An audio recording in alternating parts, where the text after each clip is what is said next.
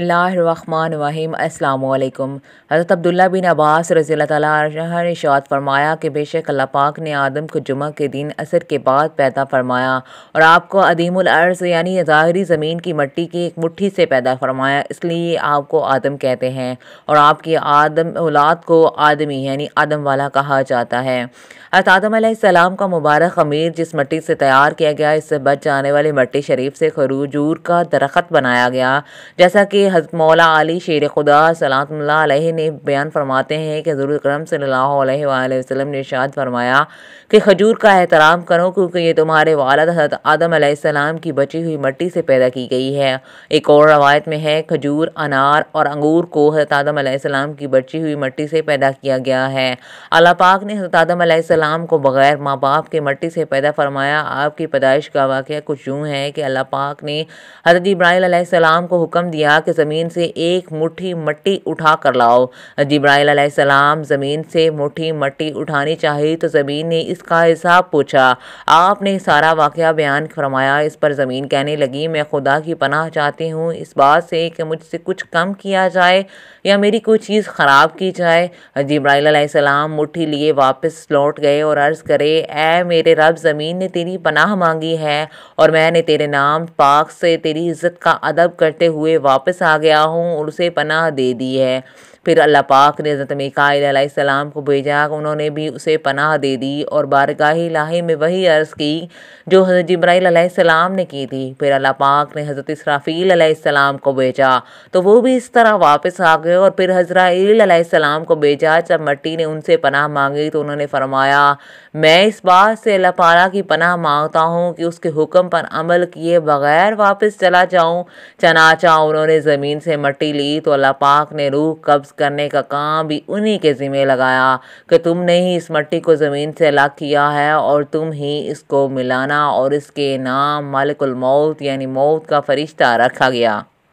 अल्लाह पाक ने जब हज़रत आदम अलैहिस्सलाम को अपनी बीबी हवा के नाम पैदा किया तो हज़रत आदम अलैहिस्सलाम ने उसकी दरख्वास्त दस्ते मोहब्बत बढ़ाने का इरादा किया तो फरिश्तों ने अर्ज़ की कि ए आदम अलैहिस्सलाम ठहर जाएं, पहले इनका महर अदा करें। फिर आप अलैहिस्सलाम ने फरमाया, इनका महर कहाँ है? फरिश्तों ने अर्ज़ की, इनका महर ये है कि आप हमारे सरदार मोहम्मद मुस्तफ़ा सल्लल्लाहु अलैहि वसल्लम पर 3 या 10 मरतबा दरूद पाक पढ़ें।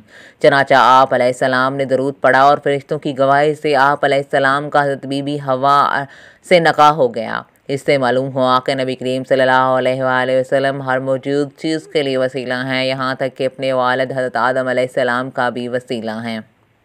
हज़रत आदम अलैहिस्सलाम ने 960 बरस की ज़िंदगी पाई। जब हज़रत आदम अलैहिस्सलाम की ज़िंदगी 1000 साल की थी, जब हज़रत आदम अलैहिस्सलाम जन्नत में थे, अल्लाह ताला ने हज़रत आदम अलैहिस्सलाम को उनकी तमाम औलाद जिनको नबूवत मिलनी थी, उनकी शख्सियत और उनकी उम्र आदम अलैहिस्सलाम के सामने वाज़ह कर दी। आपने जब हज़रत दाऊद अलैहिस्सलाम की उम्र को 60 साल तक देखा तो अल्लाह से कहने लगे, ऐ अल्लाह, मेरी उम्र के 40 साल मेरे पोते दाऊद को दे दे।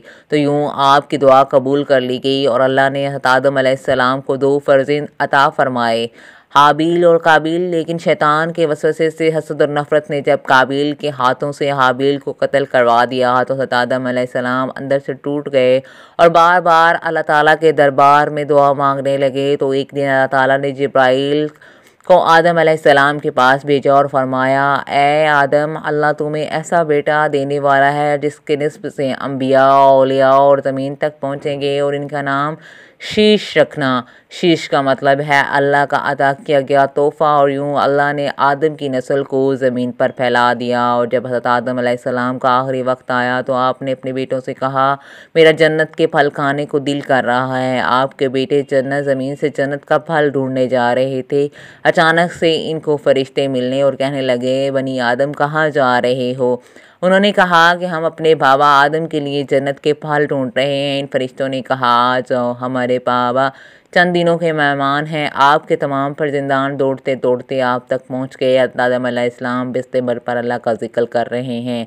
बस इतने में मौत का फरिश्ता आ पहुंचा। जैसे ही बीबी हवा ने मौत के फरिश्ते को देखा तो आदम अलैहिस्सलाम से लिपट गई। मैं अपने शोहर को अपने से जुदा नहीं करूँगी। अल्लाह के नबी आदम अलैहिस्सलाम ने फरमाया, ए हवा, मुझसे दूर हट जा। मर्तबा पहले भी तेरी वजह से जन्नत से निकाला गया हूँ। आज अल्लाह और उसके फरिश्ते के दरमियान तो हायल न बन। फिर आप इन फरिश्तों से मुखातब होकर कहने लगे, ए फरिश्ता मौत, क्या भूल तो नहीं गया? मैंने अल्लाह से सुना था कि मेरी उम्र 1000 साल की है, अभी तो मुझे 960 साल हुए हैं।